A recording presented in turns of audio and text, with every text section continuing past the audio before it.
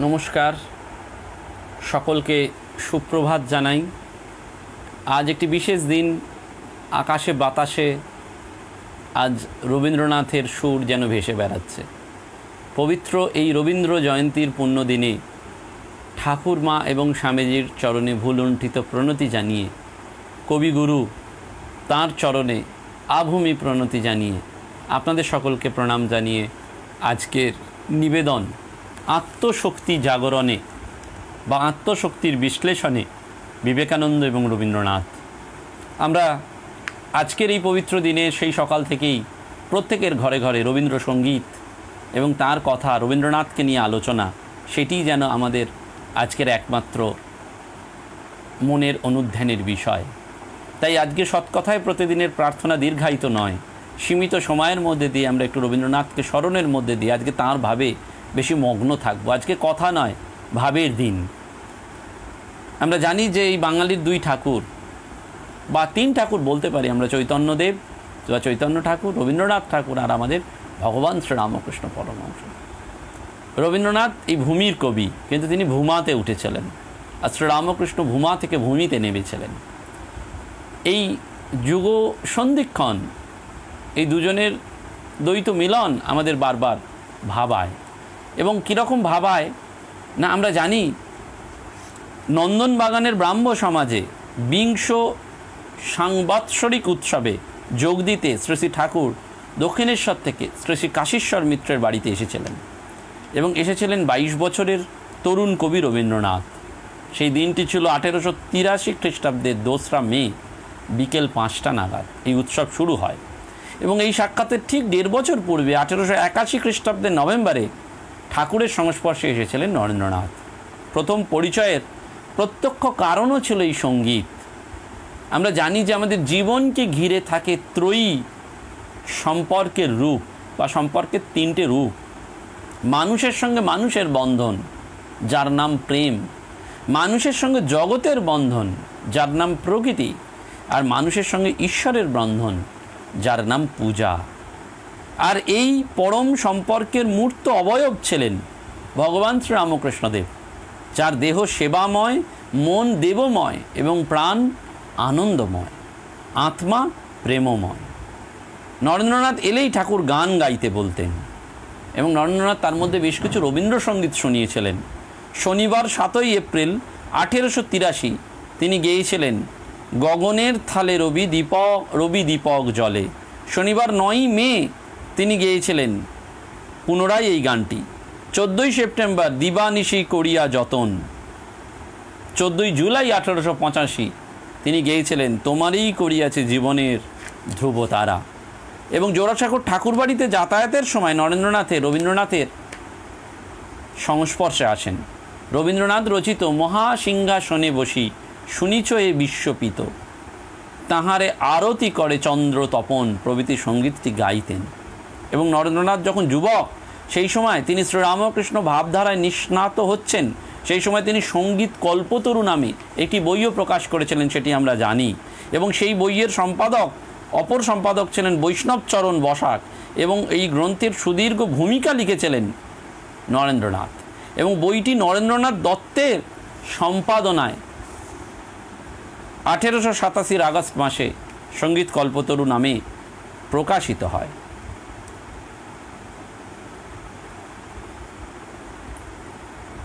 তখন নরেন্দ্রনাথের বয়স ছিল মাত্র 23 বছর। তিনি গীত গোবিন্দ পদগানেরও একটি অনুবাদ করেছিলেন। এবং তখনকার দিনের বহু বিখ্যাত গীতিকার এবং সুরকার, যেমন কমলাকান্ত চক্রবর্তী, রামপ্রসাদ সেন প্রমুখের প্রায় 650টি সঙ্গীত এই সংকলন গ্রন্থটিতে সন্নিবিষ্ট হয়েছিল, এবং প্রতিটি গান তিনি নিজেই বাছাই করে গেয়েছিলেন। আমরা নরেন্দ্রনাথের সেই সঙ্গীত ভাবনা সম্পর্কে জানি। এবং স্বামীজির এই সঙ্গীত শুনে বারবার পাশ্চাত্যের লোকেরাও, এবং শুধু পাশ্চাত্য কেন, প্রত্যক্ষদর্শী S.K. নায়ার বলেছিলেন, আমি নিজে অত্যন্ত সঙ্গীত প্রিয়। আমি প্রথম শ্রেণীর অনেক সঙ্গীতজ্ঞকে জানি। আমার ধারণা কেউই স্বামীজিকে অতিক্রম করতে পারবে না। সঙ্গীত শিল্পে স্বামীজি অত্যুচ্চ অধিকার। এবং স্বামীজি স্বয়ং বলছেন, ঈশ্বরকে স্মৃতিপথে রাখিবার অভ্যাসের সর্বোৎকৃষ্ট সহায়ক সম্ভবত সঙ্গীত। মনুষ্য মনের ওপর সঙ্গীতের প্রচণ্ড প্রভাব, উহা মুহূর্ত মধ্যে মনকে একাগ্র করিয়া দেয়। স্বামীজির এই সঙ্গীত প্রতিভা আমরা আগেও আলোচনা করেছি, কিন্তু আজকে যখন এই বিশ্ব মহামারীর দ্বিতীয় ঢেউয়ে চারিদিক দিশেহারা, তখন আমাদের একটাই দরকার, সেই আত্মশক্তি। স্পিরিট ইজ পাওয়ার, এবং আমাদের এই আত্মশক্তি আমাদের এগিয়ে নিয়ে যাবে। সেইটির বিশ্লেষণে আজকের এই রবীন্দ্র জয়ন্তীর পুণ্য দিনে আমরা একটু ভাবব রবীন্দ্রনাথকে নিয়ে, যেখানে স্বামীজিও আত্মশক্তির কথা বলেছেন, রবীন্দ্রনাথ আমাদের কীভাবে সেই আত্মশক্তি জাগরণের কথা বলেছেন।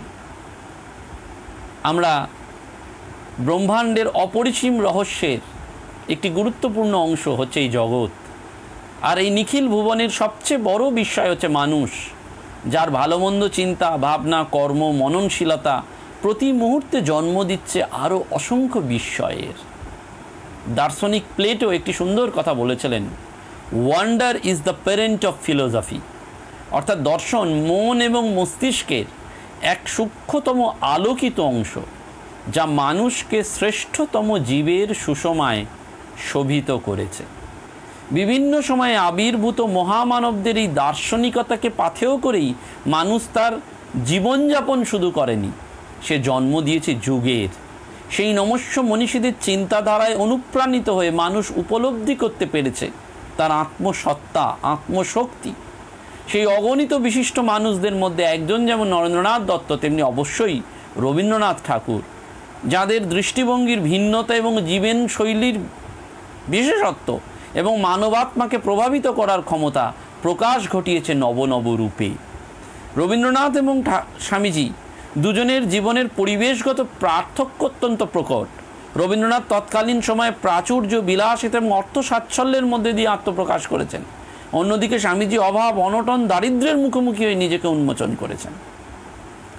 ক্রমশ বহমান সময়ের নিরিখে জনজাগরণকে ত্বরান্বিত করতে একাকার হয়েছে তাঁদের চিন্তাধারা। মানুষের অন্তরস্থিত শাশ্বত সত্তাকে ঈশ্বরের মর্যাদায় ভূষিত করেছেন দুজনেই। সুচিতা এবং সেবাকে পরম ধর্ম মনে করেছেন স্বামীজি। বারবার বলেছেন, আমার পক্ষে ভারতবর্ষই বা কি, আমেরিকাই বা কি, আমি একমাত্র ভগবানের দাস, যাহাকে অজ্ঞ লোকেরা মানুষ রূপে ভ্রম করিয়া থাকে। আমরা যাকে মানুষ বলি স্বামীজি তাকেই ভগবান বলছেন। We are the servant of that god whom by ignorant is called. We are the servant of that man whom by ignorant is called man. বলছেন আমি মানুষকে, we are the servant of that god whom by ignorant is called man. আমি সেই ভগবানকে উপাসনা করি যাকে মানুষ ভুল করে মানুষ বলে। ওই যে নরনারায়ণ, দরিদ্র নারায়ণ নয়, নরনারায়ণ। রবীন্দ্রনাথ আমাদের বলছেন ঠিক একই ভাব। ঈশ্বরের সঙ্গে সম্বন্ধ পাতাইতে গেলে নিজেকে জড় পদার্থ করিয়া তুলিলে চলে না, নিজেকেও এক স্থানে ঈশ্বর হইতে হয়। সেবার দ্বারাতেই প্রেমের চর্চা হইতে থাকে। কি সুন্দর কথা বললেন রবীন্দ্রনাথ, যে নিজেকে জড়ো করলে হবে না যদি সত্যি সত্যি ঈশ্বরের সঙ্গে সম্বন্ধ পড়তে চাও। Relationship building with the god, that means you create yourself not as a matter. তুমি একটা জড়পিণ্ড হয়ে আছো, সমাজের সাথে তোমার যোগ নেই তা নয়, নিজেকেও এক স্থানে ঈশ্বর হইতে হয়। সেবার দ্বারাতেই প্রেমের চর্চা হয়ে থাকে। এই সেবা আত্মশক্তির সেই স্বরূপে যখন মানুষ তার বাহ্য কাঠামোর নিরিখে যন্ত্র ছাড়া আর কিছুই নয়, প্রতিদিন প্রতিনিয়ত পরিবর্তিত সময়ের সান্নিধ্যে যখন মানুষ লাগাম ছাড়া দৌড়ায়, কৃত্রিম সুখ আহরণের তীব্র প্রচেষ্টায় যখন বিলাসিতার প্রয়োজনের পার্থক্যকে সে বুঝতে পারে না, কোনটা তার প্রয়োজন আর কোনটা বিলাসিতা, সেই পার্থক্য তার কাছে তীব্র আলেয়ার মতন হয়ে যায়। ঠিক সেই সময় মানুষের অন্তর ও তার মধ্যে থাকা অফুরান শক্তি যন্ত্র আর মানুষের চূড়ান্ত পার্থক্যকে পরিস্ফুট করে। এই অন্তরস্থ শক্তির বর্ণনায় রবীন্দ্রনাথ ঠাকুর বলেছেন, যাহা দুরূহ তাহা অসাধ্য নহে, এই বিশ্বাসে কাজ করিয়া যাওয়াই পৌরুষ। যখন কোনো বৃহৎ আকর্ষণে আমরা আপনাদের আরামের, আপনাদের স্বার্থের গহ্বর ছাড়িয়া আপনাকে যেন আপনার বাহিরে প্রবলভাবে সমর্পণ করতে পারি, তখন আমাদের ভয় থাকে না, দ্বিধা থাকে না, তখন আমরা আমাদের অন্তর্নিহিত অদ্ভুত শক্তিকে উপলব্ধি করতে পারি, নিজেকে আর দিনহীন দুর্বল বলিয়া মনে হয় না। রবীন্দ্রনাথ বলছেন, যখন বৃহৎ আকর্ষণে আমরা আমাদের আরামের, আমাদের স্বার্থের গহ্বরকে বাদ দিয়ে প্রবলভাবে সমর্পণ করি, তখন আমাদের আর কোনো ভয় দ্বিধা থাকে না। অর্থাৎ সমর্পণের ভাব যখন আমাদের স্বার্থের বাইরে আমরা চলে যাই। স্বামীজিও সেই একইভাবে আত্মবিশ্বাসকে আত্মশক্তির প্রকাশিত সৌন্দর্য বলে উপস্থাপিত করেছেন। স্বার্থশূন্য এবং প্রেমদীপ্ত কর্মই যে আত্মবিশ্বাস বা আত্মশক্তির স্বরূপ, সেটি স্বামীজি বারবার আমাদের কাছে উল্লেখ করেছেন। আত্মশক্তির উন্মেষ ঘটাতে হলে স্বামীজি আহ্বান করেছেন, সাহস অবলম্বন করো, বিশ্বাস করো, আমরাই মহৎ কাজ করব, বীর হও, শ্রদ্ধাবান হও, আর যা কিছু সব আসবেই আসবে, এগিয়ে যাও, লক্ষ্যে পৌঁছানোর পূর্বে পর্যন্ত থেমো না। পূর্ণ সরলতা, পবিত্রতা, স্বার্থশূন্যতা, সাহস এবং প্রেম দিয়ে মানুষ তার আত্মার শক্তিকে উৎসারিত করতে পারে বলেই স্বামীজি বিশ্বাস করতেন। ঠিক একইভাবে রবীন্দ্রনাথ বলছেন, আমরা প্রশ্রয় চাহি না, প্রতিকূলতার দ্বারাই আমাদের শক্তির উদ্বোধন হইবে। যে ব্যক্তি দুর্বল, যে নিজের আত্মাকে পায় না, নিজের আত্মাকে যে ব্যক্তি সম্পূর্ণ উপলব্ধি না করিয়াছে, সে অপর কিছুকেই লাভ করিতে পারে না। এই যে বলছেন, নিজের আত্মাকে যদি তুমি না উপলব্ধি করতে পারো, এই আত্ম উপলব্ধির উপায়টাই বেদান্ত আমাদের বলছেন, শ্রবণ, মনন এবং নিদিধ্যাসন। বেদান্তে দুটি ভাবনা রয়েছে, অসম্ভব ভাবনা আর প্রতিপক্ষ ভাব। অসম্ভব ভাবনাটা কি? আমি যে নিত্য বুদ্ধ মুক্ত আত্মস্বরূপ, এটি আমরা মানতেই পারি না। আমরা নিজেদের মনে করি অসম্ভব, আমি ভগবান নাকি, ইম্পসিবল। যাও বা অনেকটা শুনলাম উপনিষদ বেদান্ত, শুনে টুনে ভাবতে আরম্ভ করলাম, কাজে যখন করতে গেলাম তখন আর এলো না প্রতিপক্ষ ভাবনা। সেটি রবীন্দ্রনাথ বলছেন, যে ব্যক্তি দুর্বল, যে নিজের আত্মাকে পায় না, যে নিজের আত্মাকে সম্পূর্ণভাবে উপলব্ধি করতে পারে না, সে অপর কিছুকেই লাভ করতে পারে না। সেজন্য আত্মশক্তির উন্মেষের জন্য রবীন্দ্রনাথ ঠাকুর উপলব্ধি করেছেন মানুষের আভ্যন্তরীণ প্রচেষ্টা। তার মতে, নিজের চেষ্টার দ্বারা যতটুকু ফল পাই, তাহাতে ফলও পাওয়া যায়, শক্তিও পাওয়া যায়, সোনাও পাওয়া যায়, সঙ্গে সঙ্গে পরশ পাথরও পাওয়া যায়। স্বামীজিও এই আত্মশক্তি প্রতিষ্ঠার উদ্দেশ্যে দৃঢ়তার সঙ্গে বলেছেন, অভিশাপ, নিন্দা এবং গালি বর্ষণের দ্বারা কোনো সৎ উদ্দেশ্য সম্পন্ন হয় না। কেবল ভালোবাসা এবং সহানুভূতি দ্বারাই সুফল প্রাপ্তির আশা করা যেতে পারে। প্রত্যেক ব্যক্তির অপর ব্যক্তিকে ঈশ্বর বলে চিন্তা করা উচিত। কাউকে ঘৃণা করা বা কোনোভাবে কারোর নিন্দা বা অনিষ্ট করা উচিত নয়। আমরা অনেক সময় স্বামীজির কথা মুখে বলি, কিন্তু বাস্তবে প্রয়োগের সময় অন্যের নিন্দা করি, সমালোচনা করি এবং বারবার অভিশাপ, নিন্দা এবং গালি বর্ষণ করি। রবীন্দ্রনাথও সুন্দর করে বলছেন, যে গুণে মানুষকে একত্র করে তার মধ্যে একটা অন্যতম গুণ হচ্ছে বাধ্যতা।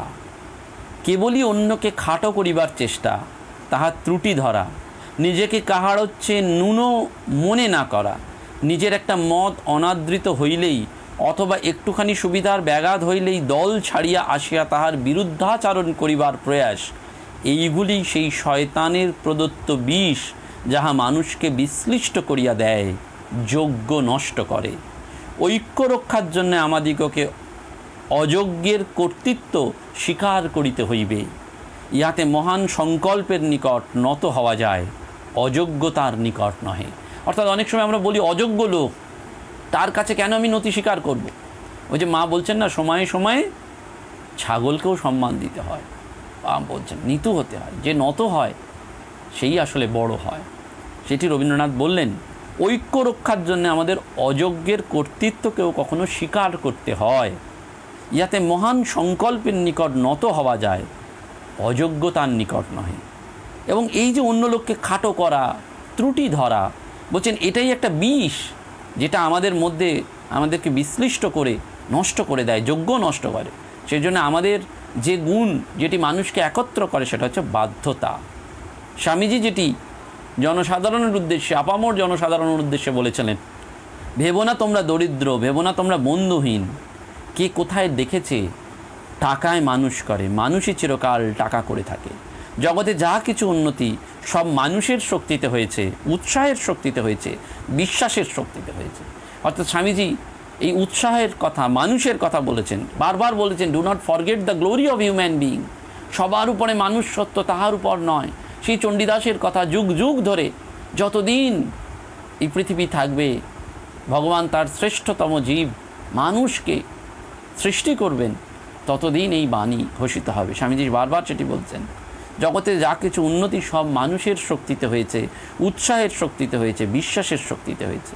রবীন্দ্রনাথও সেই একই কথা বলছেন, ঈশ্বরের শক্তি যে কেবল সম্ভবের পথ দিয়াই কাজ করে তাহা নয়, ইহাতেই বুঝিতে হইবে দুর্বলেরও বল আছে, দরিদ্রেরও সম্পদ আছে, এবং দুর্ভাগ্যকেই সৌভাগ্য করিয়া তুলিতে পারেন যিনি, সেই জাগ্রত পুরুষ কেবল আমাদের জাগরণের প্রতীক্ষায় নিস্তব্ধ আছেন। সুন্দর করে বলছেন, ঈশ্বরের শক্তি দিয়ে যে কেবল সম্ভবের কাজ হয় তা নয়, দুর্বলেরও বল আছে, এবং দুর্ভাগ্যকেই সৌভাগ্য করতে হবে। রবীন্দ্রনাথ আমাদের আত্মশক্তি প্রতিষ্ঠার জন্য স্বামীজির মতন ঠিক একই, কারণ মহান দার্শনিকরা এইটিই আমাদের কাছে বারবার শিখিয়ে দেন। তাদের দর্শন, তাদের এই যে ঋষিতুল্য দৃষ্টি, সেটি আমাদের ভাবায়।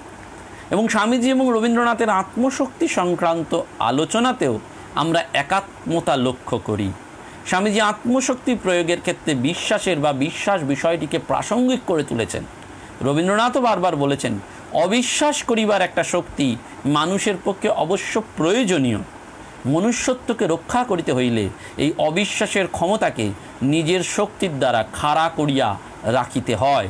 যিনি কর্ম করিতে চান, অবিশ্বাসের নিড়ানির দ্বারা তাহাকে কর্মক্ষেত্র নিষ্কণ্টক রাখিতে হয়। এই যে অবিশ্বাস, ইহা অন্যের উপর অবজ্ঞা বা ঈর্ষাবশত নহে, নিজের বুদ্ধিবৃত্তির প্রতি, নিজের কর্তব্য সাধনার প্রতি সম্মানবশত। স্বামীজির উপস্থাপনে আমরা সেইটি পাই। স্বামীজি বারবার বলছেন, শুধুমাত্র বিশ্বাস থাকলেই চলবে না, বুদ্ধি দিয়ে তাকে যাচাই করার ক্ষমতাও চাই। যদি একটা লোক প্রত্যেকটা জিনিস গ্রহণ করে এবং বিশ্বাস করে, তাহলে তো সে উন্মাদ হয়ে যাবে। স্বামীজি বারবার বলছেন, বিশ্বাস করবে কিন্তু তার সাথে বুদ্ধি দিয়ে যাচাই, সায়েন্টিফিক্যালি তাকে অ্যানালিসিস করা। বলছেন স্বামীজি, নইলে যদি সবগুলোকে বিশ্বাস করো তাহলে তো উন্মাদ হয়ে যাবে। রবীন্দ্রনাথ এই আত্মবিশ্বাসকে মহিয়ান করার উদ্দেশ্যে বলছেন, পরের নিকট আমাদের সমস্ত প্রত্যাশাকে বদ্ধ করিয়া রাখিলে কেবল যে ফল পাওয়া যায় না তাহা নহে, তাহাতে আমাদের ঈশ্বর প্রদত্ত আত্মশক্তির মাহাত্ম্য চিরদিনের জন্য নষ্ট হইয়া যায়। পৃথিবীতে কোনো জায়গা ফাঁকা পড়িয়া থাকে না। আমি যাহা ব্যবহার করিব না, অন্যে তাহা ব্যবহারে লাগাইয়া দিবে। আমি যদি নিজের প্রভু না হইতে পারি, অন্যে আমার প্রভু হইয়া বসিবে। ইহা বিশ্বের অনিবার্য নিয়ম। এটি রবীন্দ্রনাথ আমাদের বললেন। পৃথিবীতে কোনো জায়গা ফাঁকা পড়ে থাকে না। আমি যেটা ব্যবহার করব না, অন্যে ব্যবহার করবে। তাই আমি যদি নিজের প্রভু না হই, তাহলে অন্যে আমার প্রভু হবে, এবং এটাই পৃথিবীর অনিবার্য নিয়ম। এই আত্মশক্তির ক্ষেত্রে যে প্রচ্ছন্ন একাত্মতা দুজনের মধ্যে রয়েছে, অর্থাৎ স্বামীজি এবং রবীন্দ্রনাথ তাদের নিজস্ব দৃষ্টিভঙ্গি থেকে তৎকালীন ভারতবর্ষের পটভূমিকায় দাঁড়িয়ে যেটি আমাদের কাছে বারবার জানাতে চেয়েছিলেন, সেটি হচ্ছে আমাদের আভ্যন্তরীণ শক্তি, আত্মশক্তি। এবং তাদের মধ্যে কোনো কাজের সফলতার নির্ণায়ক হচ্ছে এই আত্মবিশ্বাস। স্বামীজির জীবন তার কর্মপদ্ধতি এবং বক্তব্য বিশ্লেষণের ক্ষমতার দ্বারা অনুপ্রাণিত হয়েছিলেন রবীন্দ্রনাথ ঠাকুর। সেই জন্য তাঁর নিজস্ব বর্ণিল চিন্তাধারায় স্বামীজিকে তিনি যথার্থ আসনে আসীন করেছিলেন। রোমা রোলাকে প্রচ্ছন্ন গর্বে তাই রবীন্দ্রনাথ বলেছিলেন, if you want to know India, study Vivekananda, because everything within him is positive, nothing is negative. বহমান স্রোতের মতন আমাদের জীবন এগিয়ে চলে। সময়ের কড়া নজরদারিকে সফর সঙ্গী করে ফুরিয়ে যায় যুগ, কিন্তু কল্লোল শুধু আজও ছুঁয়ে যায় মানবাত্মাকে।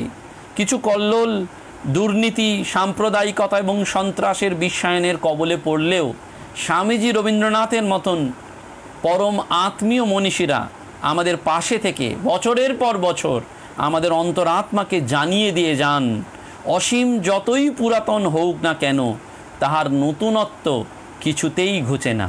সে যতই পুরাতন হইতে থাকে, ততই বেশি নতুন হইতে থাকে। অর্থাৎ আমরা অনন্তের পুত্র। ওই যে আছে, শৃণ্বন্তু বিশ্বে অমৃতস্য পুত্রা আয়ে ধামানি দিব্যানি তস্তু। ওই আমরা অমৃতের পুত্র। সেই জন্য বলছেন রবীন্দ্রনাথের সেই কথা দিয়ে অসীম যতই পুরাতন হোক না কেন, তাহার নূতনত্ব কিছুতেই ঘোচে না। সে যতই পুরাতন হইতে থাকে তত বেশি নতুন হইতে থাকে। রবীন্দ্রনাথের সেই গীতাঞ্জলির সমসাময়িক একটি চিঠিতে রবীন্দ্রনাথ লিখেছেন, ঈশ্বর শান্তির বীজকে বিরোধের ভিতরেই নিহিত করেন, কিন্তু বিরোধকে ভেদ করে তাকে অতিক্রম করেই সে বড় হয়ে ওঠে। সে বিরোধের মাটির ভেতরেই যদি থেকে যায় তাহলে পচে মরে। তাই জন্য দরকার সামঞ্জস্য। একমাত্র প্রেমের মধ্যেই সমস্ত দ্বন্দ্ব একসঙ্গে মিলে থাকতে পারে। যুক্তিতে তারা কাটাকাটি করে, কর্মেতে তারা মাতামাতি করে, কিছুতেই তারা মিলতে চায় না, কিন্তু প্রেমেতে সমস্তই মিটমাট হয়ে যায়। এই অর্থাৎ আমরা এই দুঃখের রহস্য বুঝতে পারি না, কিন্তু আসলে হচ্ছে প্রেম। সেই জন্য দুঃখ প্রবন্ধে রবীন্দ্রনাথ লিখেছিলেন, অপূর্ণতা পূর্ণতার বিপরীত নহে, বিরুদ্ধ নহে, তাহা পূর্ণতারই প্রকাশ। গান যখন চলিতেছে, যখন তাহা সমে আসিয়া শেষ হয় নাই, তখন তাহা সম্পূর্ণ গান নহে বটে, কিন্তু তাহা গানের বিপরীতও নহে। তাহার অংশে সেই সম্পূর্ণ গানেরই আনন্দ তরঙ্গিত হইতেছে। সেই জন্য বারবার একটি প্রশ্ন কবিকে ভাবিয়েছিল, আত্মা কি কোনোদিন আনন্দলোকের ধ্রুব দীপ্তি দেখতে পায় না? হঠাৎ কি কখনোই বলে ওঠে না, বুঝিয়াছি, দুঃখের রহস্য বুঝিয়াছি, আর কোনো সংশয় করিব না। রবীন্দ্রনাথের এই কথা স্মরণ করে আজকে যেন আমরা বারবার স্মরণ করি, আমার সকল রসের ধারা তোমাতে আজ হোক না হারা।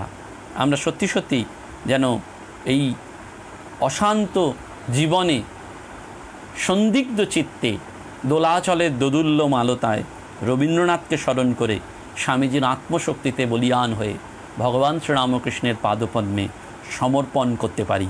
এবং যখন এই সমর্পণ ব্যক্ত হয়ে প্রেমকে অতিক্রম করে বিশ্বপ্রেমে প্লাবিত হবে, তখন আমাদের বোধহয় সেই আত্মপ্রাপ্তি ঘটবে।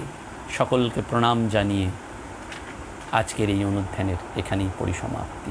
নমস্কার, ধন্যবাদ।